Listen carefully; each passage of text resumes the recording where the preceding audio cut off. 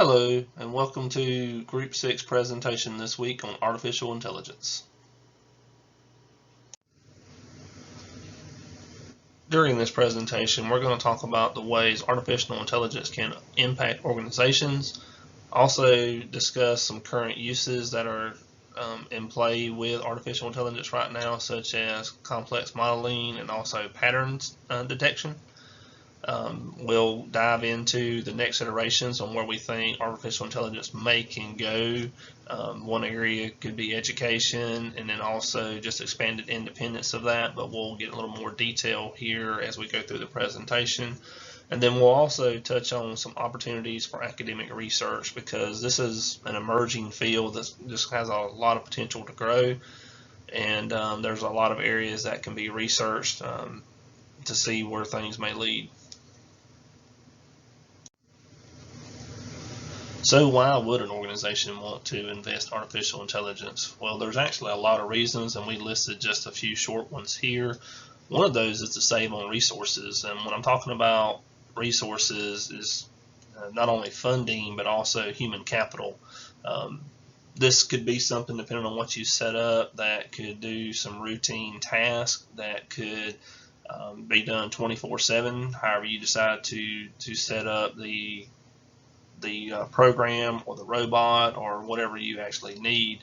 But that is something where you don't have to necessarily invest in another position for an employee, for benefits, those type of things, which can lead to a lot of savings for an organization.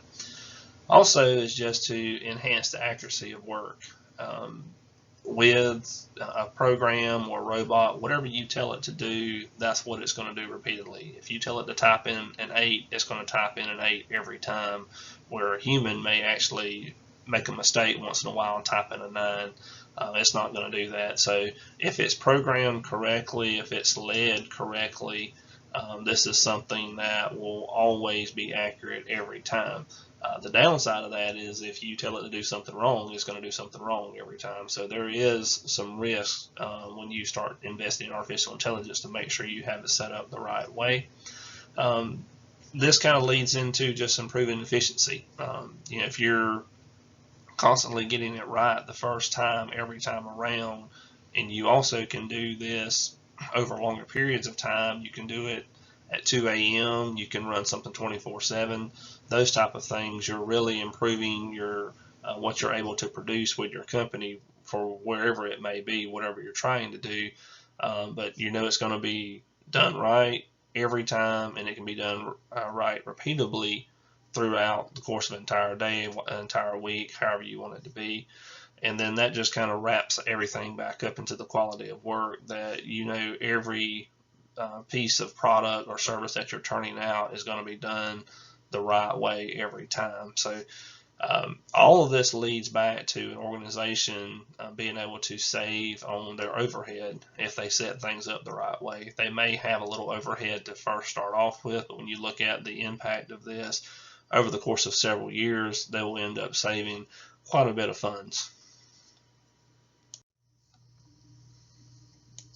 As we kind of mentioned earlier, artificial intelligence along with machine learning are definitely emerging fields right now in IT, and it's no telling where this may end up going over the next several decades. But we did kind of look at some current uses, and we listed some here. And one of those is just for complex modeling, and we're talking about chemistry and biology here and how that can be tied back into pharmaceuticals.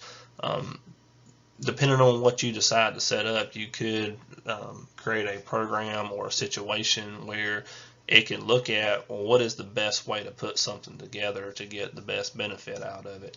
And especially with pharmaceuticals, it can kind of run some analysis for you to see how effective will this be for humans or different animals or those type of things, and can give you a lot of great feedback, and could also reduce on the amount of experimental tests that you have to do. Another thing that a lot of folks are using artificial intelligence for is just trying to find patterns of, if you've got different reports out there or different situations with your data, and you're trying to see what's going on, where's the good, where's the bad, where's the ugly. Depending on how you set things up there, again with this, it may help you point those out. And we have listed here about crime prediction. There's different ways of you can look at different cities, different states, different situations, and based on past history, you can maybe predict what type of crime you may see in a certain area, how much law enforcement or other entities do you need in a certain area to try to help with these type of things. And it could also help you track down a criminal, going back to patterns earlier. If you've got someone that is a repeat offender and you're trying to track them down, this could help you lead to where they may be heading or where they may strike next, those type of things. And then, of course, we've all kind of heard about facial recognition. That's becoming very popular in banks and higher ed, different places, to make sure that if you have certain individuals come in, you know who they are, or if you're trying to track someone, it could lead to that. And then there's also just the aspect of natural language processing that factors in with this. So there's a lot of different areas that artificial intelligence covers. I mean, it would take all day to list them all, but we want to list a few here just to give you an idea of just some of the current uses.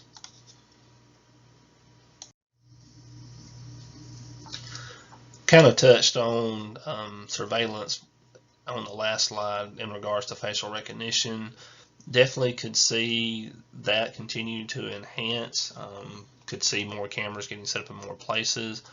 Even in some of the more small local rural towns, we're starting to see that development come out of those, and especially the cities. I mean, they're kind of covered everywhere. But from personal experience, new camera system that we've set up at my organization, it's really amazing the leap that camera systems have been able to make over the last 10 years, and the role that artificial intelligence has played in that, as far as being able to set up alarms when certain doors come open, be able to track certain vehicles as they come through. And there doesn't seem to be an end in sight of how the companies that are behind this are going to continue to drive that.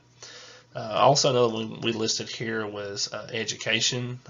There is potential and for processes, robots, machinery, however you want to phrase that, can be set up to lead instruction, lead classes.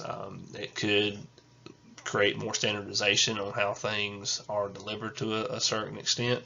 But this is just something that could create a whole new market for individuals that are looking for a way to learn. We just thought it was something important to include here on the slide. Also, as more code is being generated and there's starting to be a situation with artificial intelligence where it can kind of start figuring things out for itself, kind of see that continue to enhance. And listing here self-driving cars, and then also robotic surgeons. As we kind of mentioned early in the presentation, that whatever you program something to do, or whatever you give it the ability to do, it's going to do it that same way every time. It's going to strike that 8 key every time, and it's not going to hit a 9 key. So there's definitely some areas that we can see this continue to grow, the code behind it continue to grow, and actually lead this thing where it becomes more independent. And then, we kind of touched on the last slide too, but just more predictive behavior, and we kind of touched on crime, but also marketing trends and how those things, we've seen that evolve over the last decade or so with social media and the things they do on TV, but could definitely see some use of artificial intelligence really enhancing on how it responds back to companies on, hey, this is how you need to market to your target audience if you're trying to sell this certain product. And then also with traffic, which kind of relates back to the self-driving cars.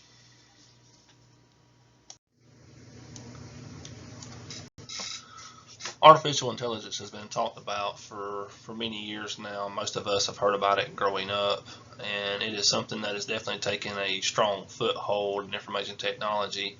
And so there's going to be a lot of desire to explore where this may go, and even predict where this may go. And that kind of leads us back into academic research. And so, as we've got listed here, I mean, it is pretty reasonable to assume that the research interests are definitely going to continue to grow as we push forward and AI goes into the different landscapes. But one thing that has kind of been out there too is just actually having the processing power to be able to do this. And so that's a whole other aspect of it.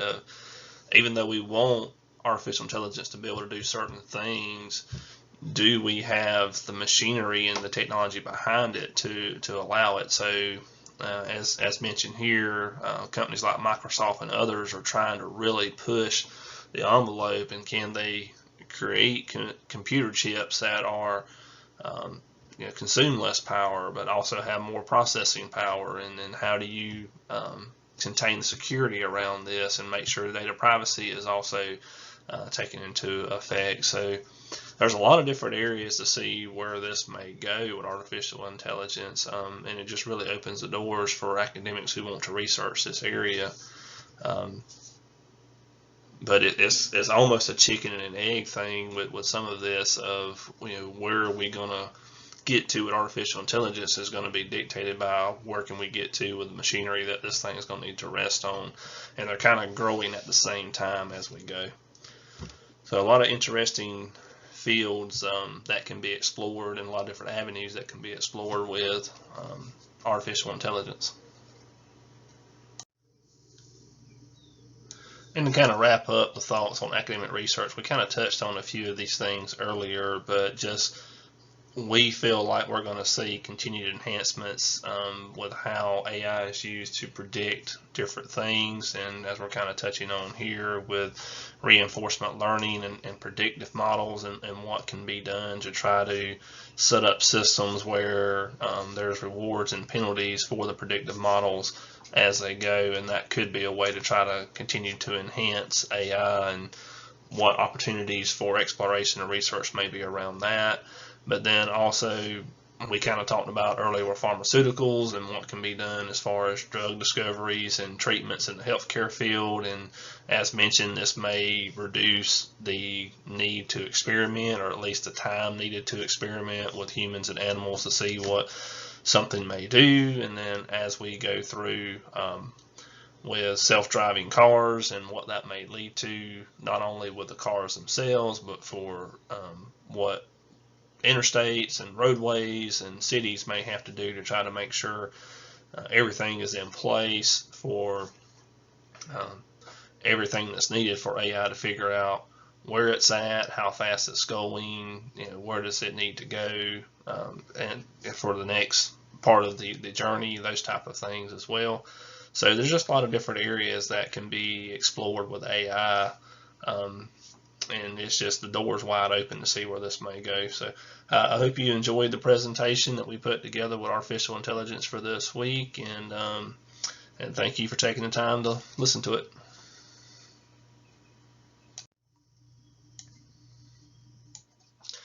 And here's the references that we used when we were doing our research this week to put together this presentation. So, thank you.